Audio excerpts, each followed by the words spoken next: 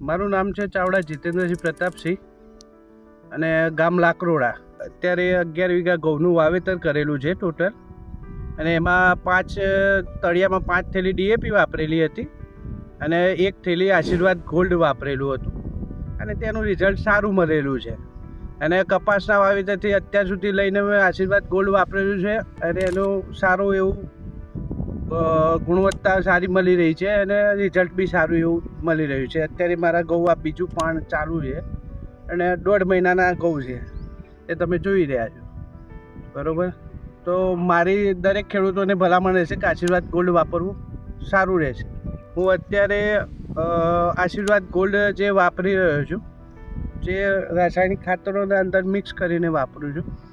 1 kilo 1 થેલી 5 kilo નાખું છું, પણ એના કારણે શું છે કે જમીન થોડીક મારે અને જે દાણો છે ફળદ્રુપ થઈ રહ્યો છે અને વિકાસશીલ થઈ રહ્યો છે એનાથી, અને સારું એવું મતલબ કે ટૂંકમાં ગુણવત્તા એની સારી એવી જળવાઈ રહે છે, જમીનમાં ફળદ્રુપતા જળવાઈ રહી છે આશીર્વાદ ગોલ્ડથી.